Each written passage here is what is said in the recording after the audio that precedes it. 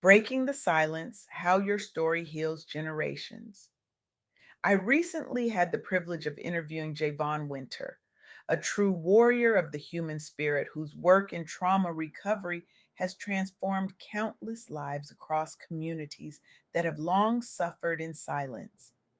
What makes Javon extraordinary isn't just their profound understanding of healing pathways, but their rare ability to create sacred spaces where painful truths can finally breathe. Through their groundbreaking programs and compassionate approach, Javon has literally rewired the neural pathways of generational trauma for thousands of survivors. Their impact ripples through families, communities, and will continue changing lives for generations to come. What struck me most about our conversation wasn't just the depth of wisdom Javon shared, but how that wisdom illuminated a truth many of us, especially high achieving Black women, have been waiting to hear. Our stories have power, real, transformative, world changing power. For too long, we've been told to stay silent, to keep family business private, to be strong, to move on. But what if silence isn't strength? What if silence is actually what keeps us bound? What if silence is the very thing that ensures our wounds never truly heal? I want you to imagine something with me. Imagine a wound, deep, jagged, painful, that you've covered with the thinnest bandage. You've convinced yourself it's healing because you can't see it. You've painted a smile over it. You've built a career around it. You've created an identity that carefully steps around it.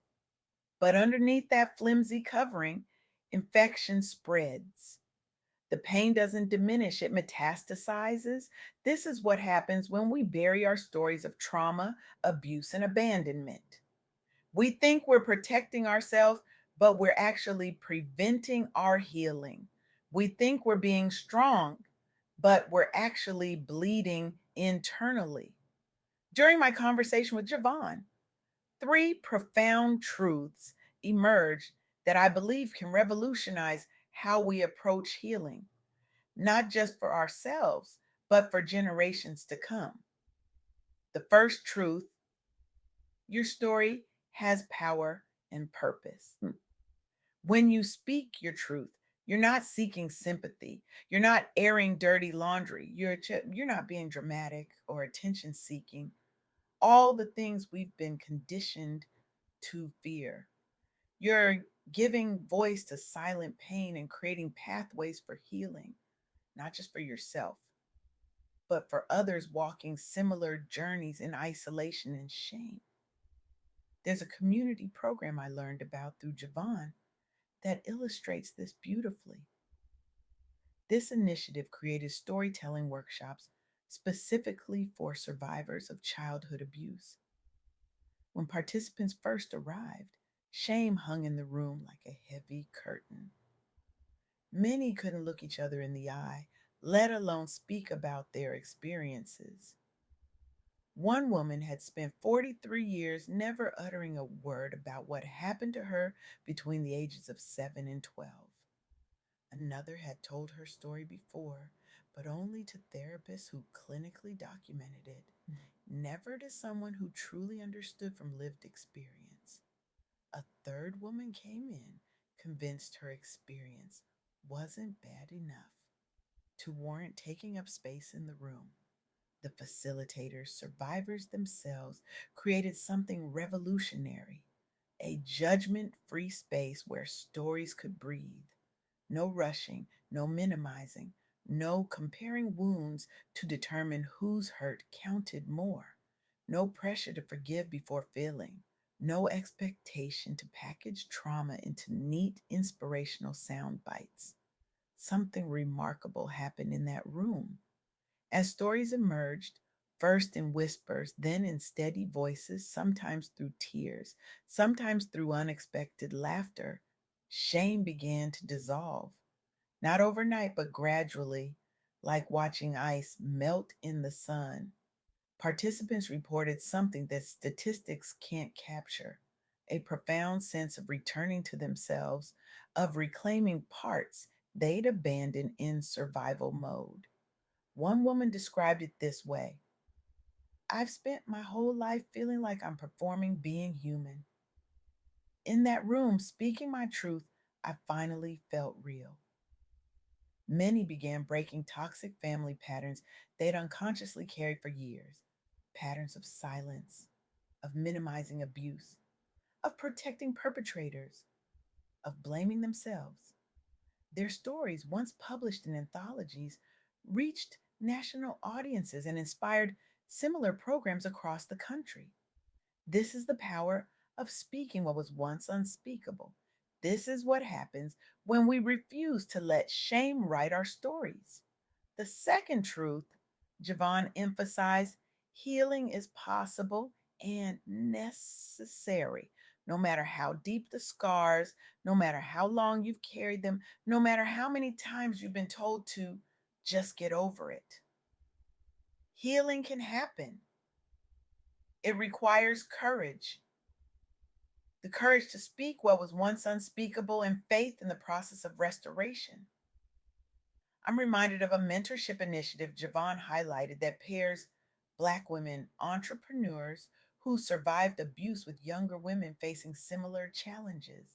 These mentorships address something rarely discussed: how trauma affects our professional confidence, our ability to negotiate, our comfort with visibility, our relationship with money and success. The founder of this program had built a seven-figure business while still carrying unhealed wounds from childhood sexual abuse. On paper, she was a success story. In private, she was battling debilitating anxiety, imposter syndrome, and self sabotage. Her healing journey transformed not just her inner world, but her business approach. She began to see that her trauma responses, hypervigilance, perfectionism, people pleasing, had shaped her business model in unsustainable ways. As she healed, she created this mentorship program specifically addressing how trauma manifests in entrepreneurship. The challenges were significant. Many mentees struggled with deep mistrust after past betrayals. Some found themselves sabotaging business opportunities because success felt unsafe or undeserved. Others couldn't set boundaries with clients, undercharged chronically, or avoided visibility despite having extraordinary gifts. The solution wasn't just business coaching, it was faith based empowerment combined with practical skills training. It was creating space where women could say, my past affected me in these specific ways, and I'm learning to build something new. The outcomes? Mentees launched successful ventures while reporting something equally valuable: improved mental health resilience. They weren't just building businesses, they were rebuilding themselves. They were proving that healing and success aren't separate journeys, they're intimately connected. This program, founded by a survivor entrepreneur who authored a memoir similar to Bruised but Not Broken, helped shift perceptions around survivors' potential as leaders within Black professional communities. It challenged the narrative that successful women have somehow overcome their trauma, replacing it with the truth that healing is an ongoing journey that can fuel rather than hinder our purpose. This brings me to the third truth from my conversation with Javon: you are not alone. Your experience matters. There are many walking through similar struggles today. Recognizing this shared experience fosters empathy, connection, and community support for survivors at all stages, hurting, healing, or beyond. One of the most powerful examples Javon shared involved faith centered healing programs designed specifically for Black women overcoming emotional abuse. These church affiliated programs addressed a critical gap: the stigma around mental health within religious contexts and the challenge of integrating spiritual authority into counseling. Many women in these programs have been told to just pray about it, or that seeking therapy showed a lack of faith. Some carried the additional burden of having their abuse minimized by spiritual leaders who didn't understand trauma. Others had been spiritually abused, their faith weaponized against them through misused scripture or toxic theology. The solution was revolutionary in its simplicity, incorporating scripture based teachings alongside psychological support groups, creating spaces where faith and mental health weren't competing forces, but complementary paths to wholeness, acknowledging that sometimes prayer's calling a therapist. Sometimes spiritual warfare looks like setting boundaries. Sometimes being a good steward of what God has given you means healing your nervous system. Participants experience renewed spiritual strength coupled with tangible progress in emotional well being. The model has been adopted by multiple churches aiming to provide holistic care bridging spirituality with trauma informed practices. This matters deeply because when we're hurting, isolation compounds our pain.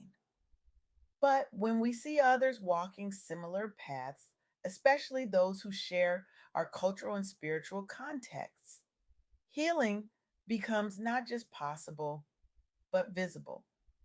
Now, I want to pause here and acknowledge something important. Talking about trauma isn't easy. Some of you might be thinking, this is too heavy for me today. I honor that. Your healing journey is yours to navigate at your own pace.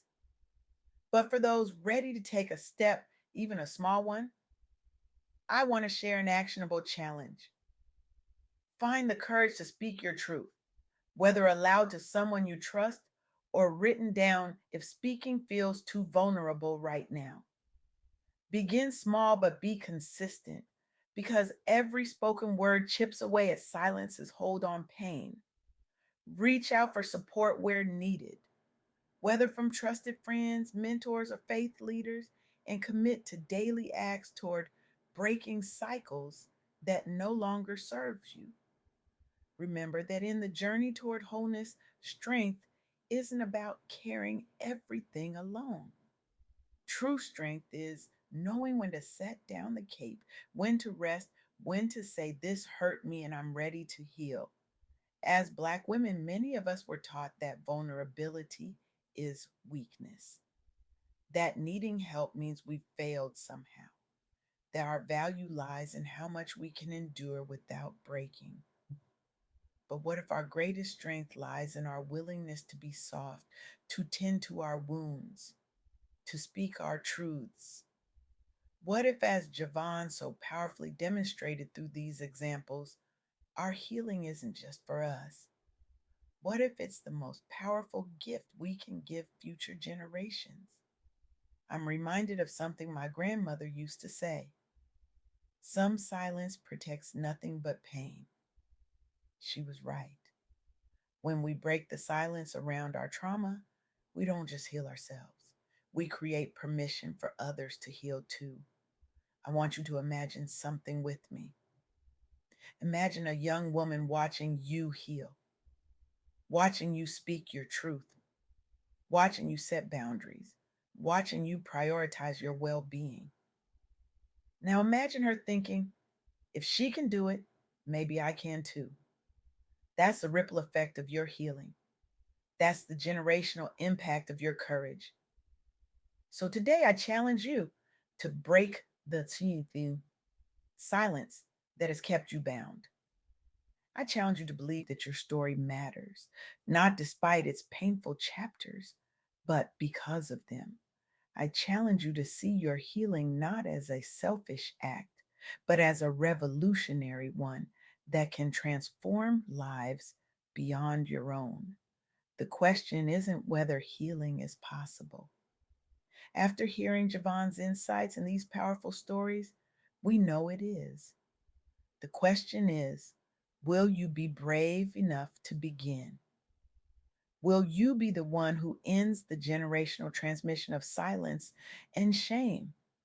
Will you be the ancestor your descendants thank for having the courage to heal? Your voice matters, your healing matters. And the world is waiting for the gifts that will emerge when you finally break the silence and speak your truth. Thank you.